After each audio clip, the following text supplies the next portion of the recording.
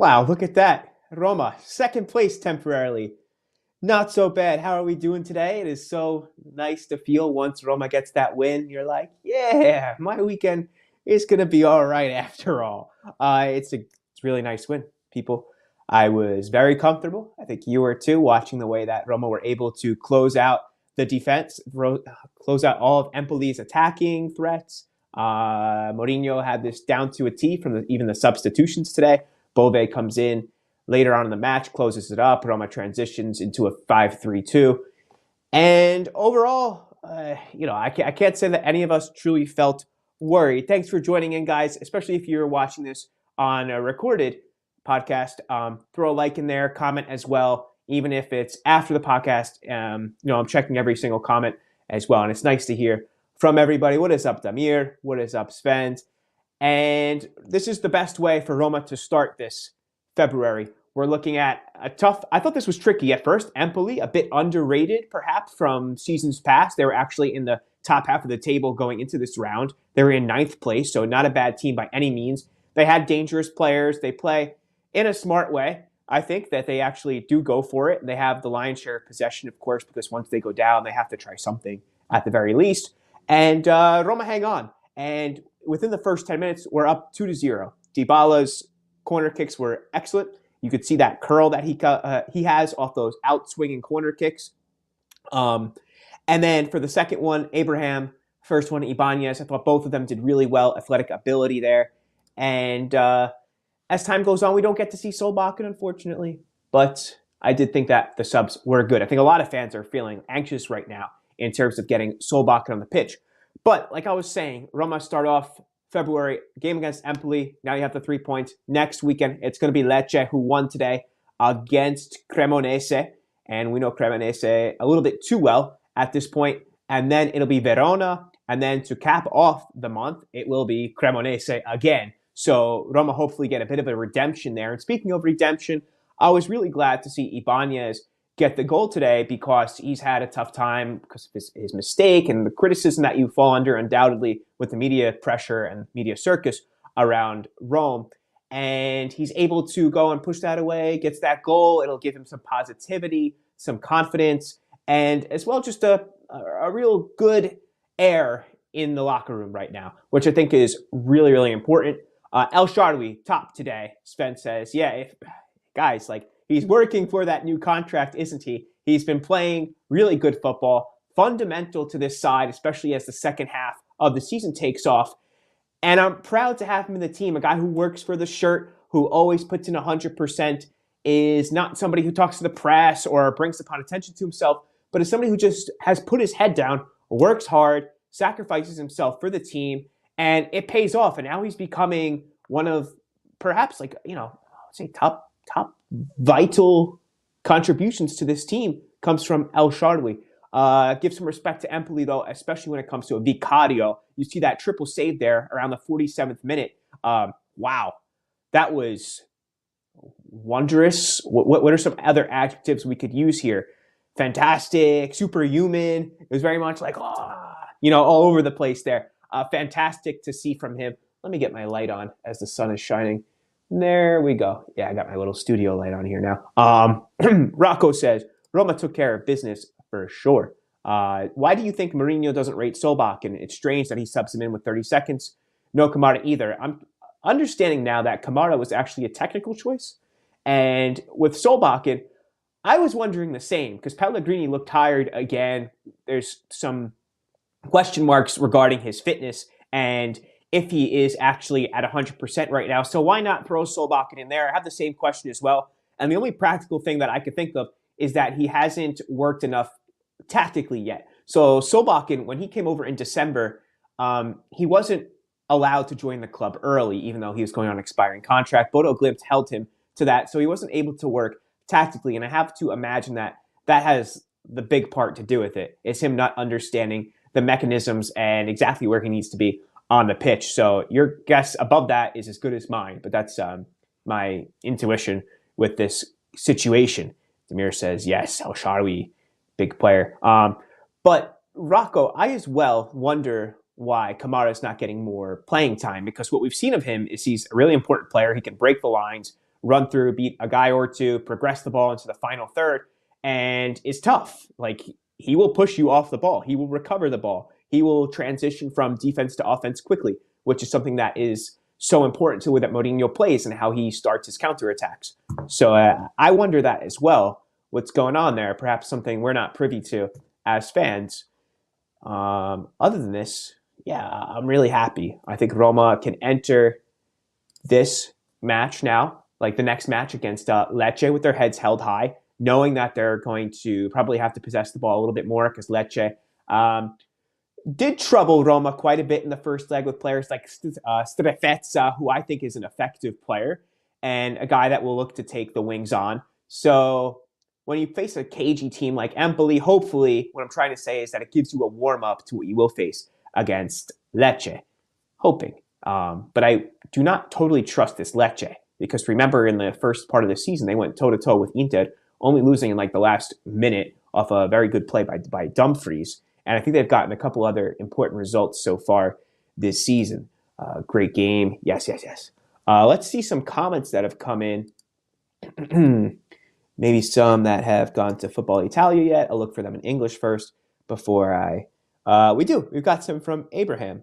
I also see that video being posted around social media right now, that Vicario triple save. And you've got to see that. If you missed that, I actually was out getting sandwiches and I missed that one live. I went to go get some subs, as we call them, in Jersey and New York, some little chicken franchise, chicken parm subs, and I missed the first minute of the second half. And I was like, what? After I saw it, that was incredible. Okie doke. Abraham says, it was very important for me. It's been a long time coming. Last season, I scored quite a lot of goals here and couldn't wait to get the first one. And he was speaking to Dazn. I should have had 2 or 3 headers today in front of the fans, but I'll take the goal. I'll take the 3 points, and now hopefully I can continue scoring at home where I love.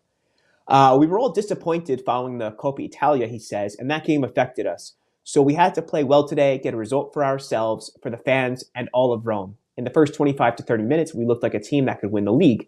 We just have to carry on like this, keep putting in performances, and winning. Speaking about winning the league, I was hoping we would see Wijnaldum get some time, but that's okay. Take your time there. He says, of course, Paolo is a very special player. We all know what he can do. We work well together. Today he assisted me, so it's nice that we keep sharing the assists and goals. He is a winner like myself, like my teammates. We want to win, and he brought that experience that we needed.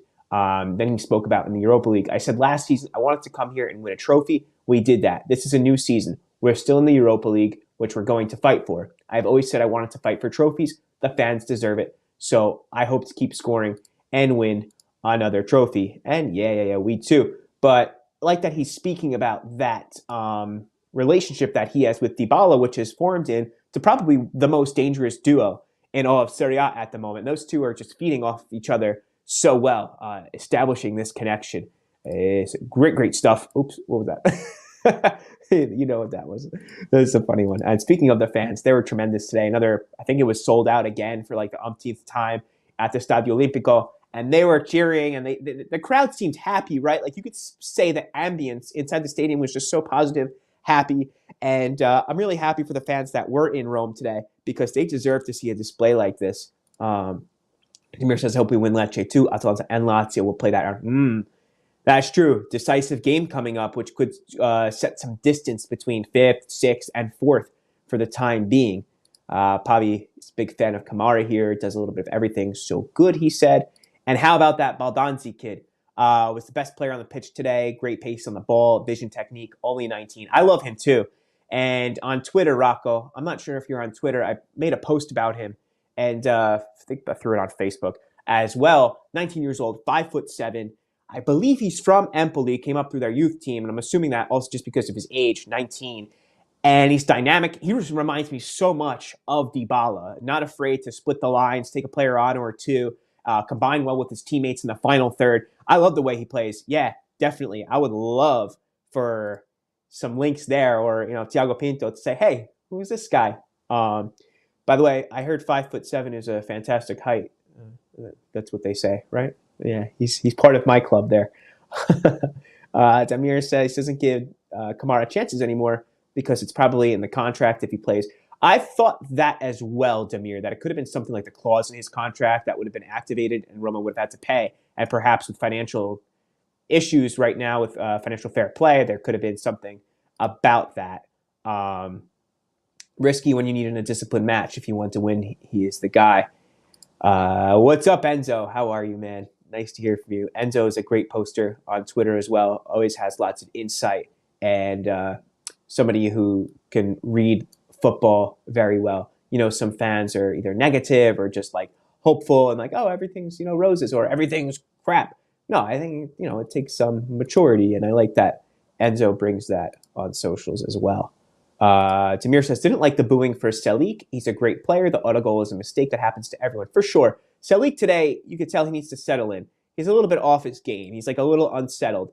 And Roma is a cauldron. Look, for the same reason that we love this team, one of the reasons is that the fans are tremendous. However, there's also the fact that might come with a lot of pressure, which some players are not so used to. When you come from someone like Lille, one of the best teams in the country, they don't really have a lot of adversity against them, right? They're one of the best teams, and they often win games. When a player is thrown into somewhere like Rome, where you need super thick skin, sometimes that takes moments, and that takes hard passages for that to be built up. And right now, Salik is going through a bit of a tough time with that own goal, and that stinks for him. Wayne, do you think Roma is competitive enough for a Champions League as of right now? What do we need to have in Europa League next season? I think depth, of course, is a big one.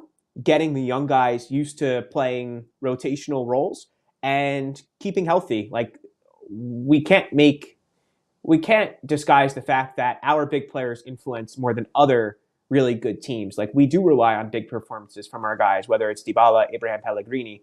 And if they can stay healthy, stay in the game, then that'll make all the difference. It's not like, where you could just plug in players like a Juventus of the past, or, if Di Maria goes down, they have another guy. They might have Chiesa or whoever. There's players there. Roma, we very much rely on big performances from our key guys, and that's okay as long as they're there. So hopefully that changes in time. Hopefully we qualify for the Champions League, add quality depth. Can't wait to see the result of the Milano Derby tomorrow. And just said I just jumped in, so I'm not, if you have already touched on this, but what are your thoughts on Mourinho's hesitancy to use his subs? Mourinho has always been like this. He's always relied on like his top 11. He doesn't often go off of the players that he's comfortable with. We've seen this historically throughout his career. So I expect it, but controlling subs is a part of the game. And today it worked out well. Of course, the Coppa Italia, I think, was a rare instance where Mourinho did not want to sacrifice his starters for something that wasn't pendant on the league, something that was, let's call it almost like extracurricular, even though there is value in going far in the Champions League. In the Coppa Italia. But guys, let me know what you think. Throw a like up there. Throw some comments. Keep them coming in. I have a family event going on today that I don't want to be late for. But let me know what you think. Yeah, throw some comments in there. Anything else you want covered. I think I'm going to be talking a little bit more about this probably on Monday or even Tuesday. I want to talk a little bit also about the transfers that have come in for Serie A. There's some sleepers there. We have Diego Llorente, who joined, and he could be somebody who helps Roma get the job done when it comes to qualifying for fourth. But job well done, Roma. They understood the assignment today. They get it done early on. It's pragmatic. It's not fancy. It's business. I like that. That was one of the first comments here. Business, as usual, taken care of. Plus 3 points, temporarily in second. Temporarily in second? Is that actually correct? Double checking that right now. Standings tied for second. And yeah, because Roma has the head-to-head on Inter for sure. So Roma is temporarily in second. That's incredible. Who could have predicted this at the end of 2022? So, Forza Roma. And you guys have a great day. Have a good weekend. I appreciate it very much as always. And now you can enjoy your Saturday evening and your Sunday watching football, hang out with your family, and doing whatever you like to do. All right. We'll talk soon. Ciao, guys. Thank you.